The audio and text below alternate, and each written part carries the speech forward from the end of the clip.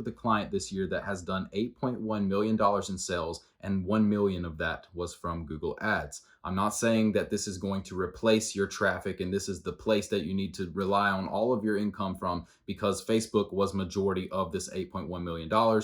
But you can scale in Google Ads. You can scale smart shopping campaigns. I have one that's at a $1,200 budget. You can scale Google Display Network, retargeting, videos. You can build out the search terms to cold traffic as well as branded search. So branded search is the absolute bread and butter of your business. You have to have this if you're running Facebook ads, because if not, you're missing out on potentially, depending on your scale, thousands of dollars. So what happens is you're getting all these impressions on your videos, your Facebook ads, right? And people are not buying. Well, a certain percentage, and in fact, a large percentage of those people are going to head over to Google and search your brand. If they don't find you in Google, they're going to buy from somebody else because someone else is bidding on these keywords.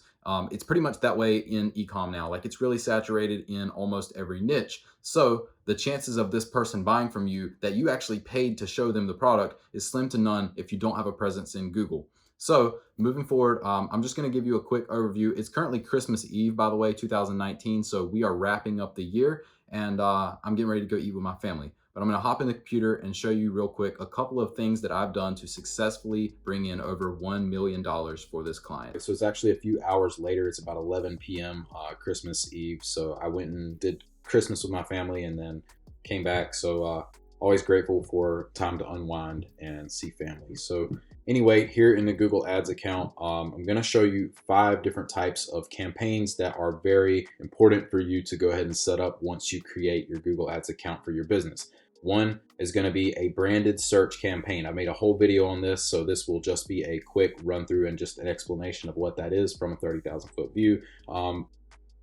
Branded search, it's your company in all the search terms that are surrounding your brand. So if it's Black Shirt Company, then that's the name of your brand. It's going to be Black Shirt Company products, Black Shirt Company popular product, Black Shirt Company reviews, Black Shirt Company BBB, is Black Shirt Company legit, so on and so forth. Every single word that includes your brand name is going to be attached and paired with other words. Anything that includes your entire brand name. So if you're not half your brand, like, that's not branded search. If it's Black Shirt, that's not branded search. Black Shirt Company is the name of your company. So Black Shirt Company, along with all of your top sellers, and anything to do with your brand, that's going to be part of this branded search campaign. But it's very important that you do not include things that are not 100% including the name of your brand. So this is a way that you segment out the people who are, let's say, viewing your Facebook ad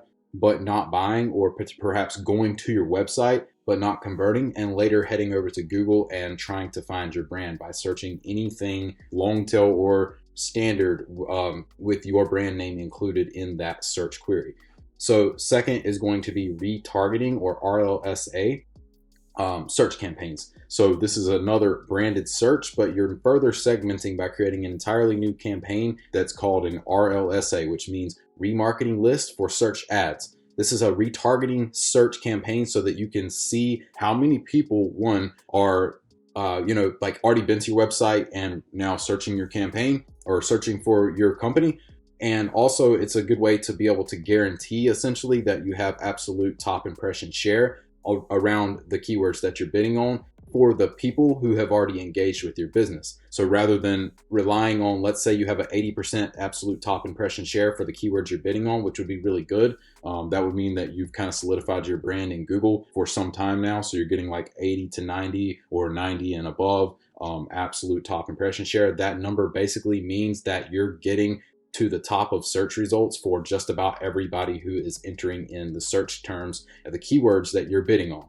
So with a retargeting search campaign, you are essentially, your audience is so small, even if it's not small, it's small enough that, the people in here are not going to enter in the keywords around your brand name and not find your campaign and not have it at the top. So super valuable, in my opinion, and based on my past experience, to segment out by a RLSA branded search campaign.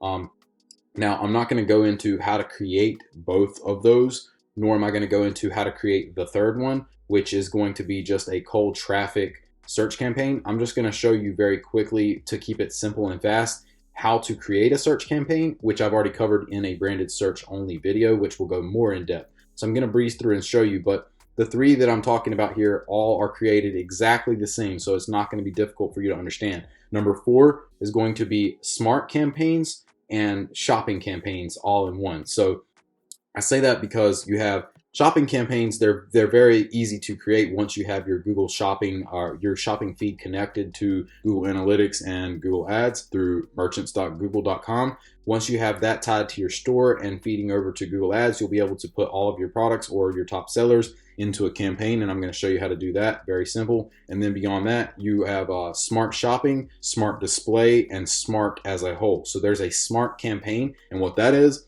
when you actually take a creative and create text ads, and you're able to make ads that go across Google Display Network as well as in search results, all from one campaign.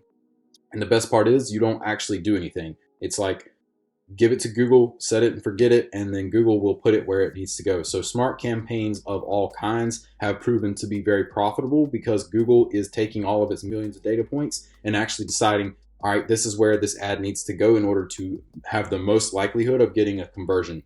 If you just created a Google Ads account, the very first thing that I want you to do is look up on YouTube how to integrate Google Analytics onto your Shopify store or whatever platform you're on. You want to be able to tie your conversions and your live feed over from Google Analytics to Google Merchant Center and to Google Ads. That way you can run shopping campaigns and you can report back to Google Analytics and see how many users are on your site and build audiences. That's super important to be able to retarget with your search ads, your RLSA ads, and your Google display ads, as well as YouTube. You can create funnels. You can go in depth. You can have sequence 1. People who viewed 75% of sequence 1, now they see sequence 2, sequence 3. Like these are people that you can run down the funnel to get to your digital product or even to your physical product, drop shipping. This all works within the Google Display Network. So make sure that you figure that out. And if you don't, you can always leave me a comment or reach out to me. I'll be happy to chat with you and answer any questions. But moving forward, I'm going to go ahead and show you a branded search campaign for sake of time. So you'll hit the blue plus button, create new campaign. And since you have lack of data, don't even worry about creating the goal, just go straight in. So create a campaign without a goal, create a search ad, and now you can skip over this, it's not important. Now we're going to name this campaign. So what you would name it would be something like Black Shirt Company for this example, and we're gonna name it, branded search, and right, then just put like the date, so 12/24/19. And I would go ahead and check this. You want it on Google Search Partners. Depends on the country they're in, but like Google is obviously the #1. So Search Partners, you can leave it checked. It's not going to make that much of a difference in my experience. This is a search ad, so we're going to uncheck Google Display Network. If we want to participate in the Google Display Network with a text ad, we can do that through Google Display Ads or through Smart Shopping campaigns. Leave it on United States. This is right here. You don't need to do anything. This can be where you schedule your ads or set different metrics. So we're going to skip over that. United States, of course, is where we're advertising people in or regularly in your targeted locations. You're going to want to select that because people in other countries tend to be interested in the United States, but that doesn't mean that you want to serve your ad to them. If you're only doing business in the US, pick your language, and then you're going to set your budget. We're going to start off with $10. We're going to bid on clicks. And I'm moving through this fast because I think that the other video that I did kind of breaks it down a little bit slower, and I don't want to waste your time. So I'm going to walk you through this really quickly, and you can go back and watch it over if I'm moving too fast. At the ad group level, we are going to head over to adwordswrapper.com, and this is going to save you a lot of time. So essentially, you have modified broad, phrase match, and exact match. These are the identifiers that Google will be able to actually bid on the keywords for, and it depends, like with the modified broad, for example, this is going to spend more money because it can place these two words anywhere in any sentence of any search term that people enter. So any search query that contains these two words with the plus, throw it in there and show them your ad. Phrase match is going to be anything that you type, but it can potentially have spelling errors or be arranged in any form or fashion. An exact match is going to be everything inside of these brackets, exactly the way it's spelled in the exact order that it's in. So what we're going to do is we're going to type black shirt company, right? Black shirt company, black shirt company, you know, like your top seller would go there. Black shirt company BBB, because people are going to look up your reviews or whatever. You want to serve them your ad and be like, hey, buy from me, I'm legit. Black shirt company, you know, reviews, because people are going to want to look up for reviews as well. And you know, that's it. I'm going to just leave it at that. That's a couple of keywords, but you can just keep on going if it includes, oh, forgot company here. So that would not be branded search. Now you could use that for cold traffic, but for branded search, it needs to contain your brand name. So we're saying our brand name is Black Shirt Company, obviously. Wrap keywords. You're going to press this, and then it's going to basically save you a little bit of time. I would recommend that you do only your phrase match and your exact match for this branded search campaign, for the simple fact that you just want to make money and you don't want to chance like these random identifiers that could be throwing in black plus shirt plus company into who knows what. Like, people search a lot of random things, right? So black shirt company could be included somewhere in their long tail search query, and your ad could be served, which could be totally irrelevant to them. So we're going to stick to our phrase and exact. Now we're going to copy this and we're going to bring it over to the ad group, paste in the keywords, and bam, now we're ready to create our ad. So ad group 1 is created. We're only going to have one ad group here.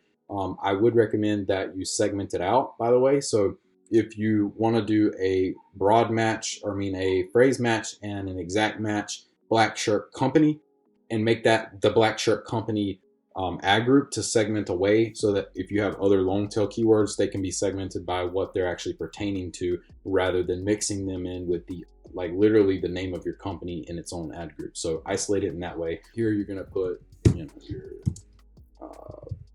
your actual website. So black shirt company, right, .com, and pretty simple. That's your final URL. Now we're going to do black shirt company, and we're going to do the best black shirts ever. All right. Now, little thing here I like to do is put official site, because people have no idea how e-commerce works, and if they see that, they're going to trust you a little bit more. Description 1 is going to be, I like to start off by doing black shirt company.com and then a little dash, and then just you know, like, we have the best black shirts on this planet, right? Because there's other planets that have black shirt companies, but we have the best ones because you know, we're the only black shirt company here on this planet. And the next description, you're going to put like some sort of value proposition and call to action.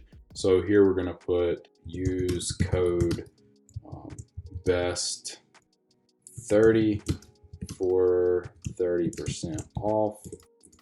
And you can't do a bunch of capital letters or they'll cap you. And then you're going to go ahead and put something as simple as shop now, which is your CTA.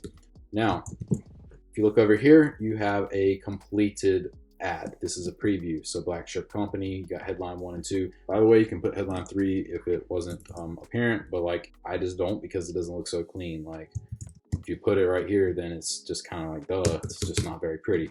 So I like to do headline 1 and 2, official dash site in the path fields. Path fields are not necessary. You do not have to put this right here, official dash site.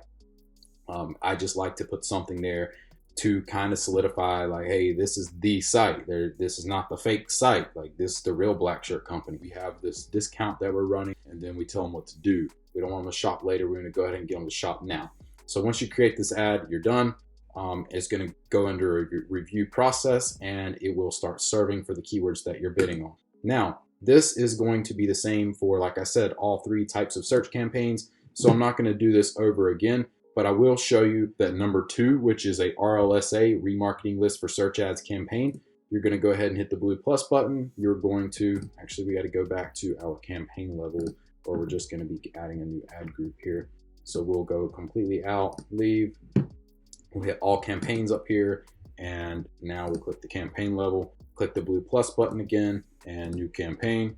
Now we're going to do without a goal again, and we're going to go search ads. And the only thing that we're going to do different here is, like I said, you have to have these audiences set up in Google Analytics. So once you have these audiences set up, it's going to essentially be like Facebook ads if you're familiar with that. Hopefully this will help you understand that it's exactly the same. You'll have like all site visitors 30 days, 180 day, like you can have your 14 day, 7 day, etc. Then you can have your add to carts, you know, the people who abandon their checkout, abandoned cart in the last 7 days, 30 days. Your purchasers, you can have all of these audiences built out. So you're going to go ahead and do, you can leave it on the search partners there. You're going to name it like, you know, whatever, search RLSA. And now it's pretty simple. You're going to, the only thing different is going to be this audience section right here. So click the audience drop down, and then you will go to browse, and you will go to how they interacted with your business. From here, you will have your site visitors, your ATCs, your purchasers. You have all these audiences that you've created in GA and shared over to Google Ads. You'll be able to select those and serve this search campaign, which is essentially the same keywords that you are bidding on in your branded search, but now only serving to this audience so that you can further segment and be able to read into the metrics a little bit better versus cold traffic or people who are, you know, curious about your brand because they've seen an advertisement for your brand. This will actually be people who have been to your website. These are a little bit warmer audience. So I'll go ahead and back out of this. That is going to be the same as what I just walked you through in the branded search. Now you're going to have your cold traffic search campaigns, which I will just tell you, essentially you'll go over here to your AdWords wrapper and you will start adding in keywords that are not necessarily black shirt company. They can now be like,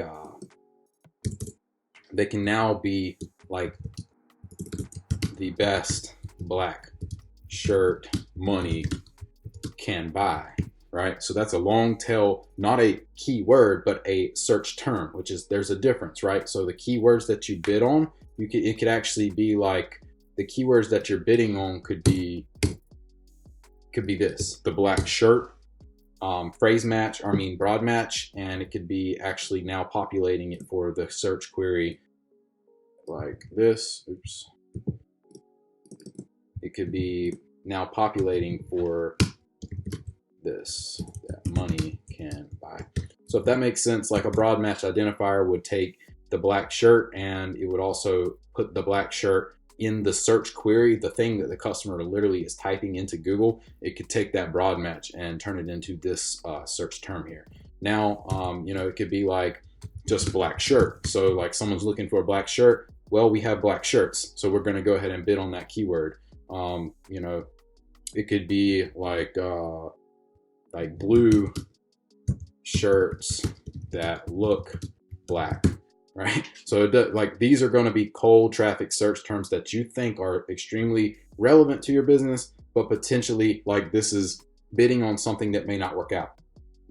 Branded search is going to have a much higher ROAS because these people are in fact looking for your company, and now they're like, oh wow, like this is a legit company. They've got Google Ads, like, or maybe they don't even notice the little ad symbol, but either way, you're at the top, right? You're the very first one they see. So there's a trust factor there for sure. Go ahead and wrap these keywords. And I would recommend that you go ahead and grab the modified broad phrase and exact match and copy these and put them into your new campaign for your cold traffic search campaigns. Next, you're going to have your shopping smart, all of that. So it's a little bit of a, it'd be a long topic if I went through all of these. So what I'm going to show you is kind of like I just did. I'm going to show you one campaign and I'm going to tell you the difference between the shopping campaign and the smart shopping campaign.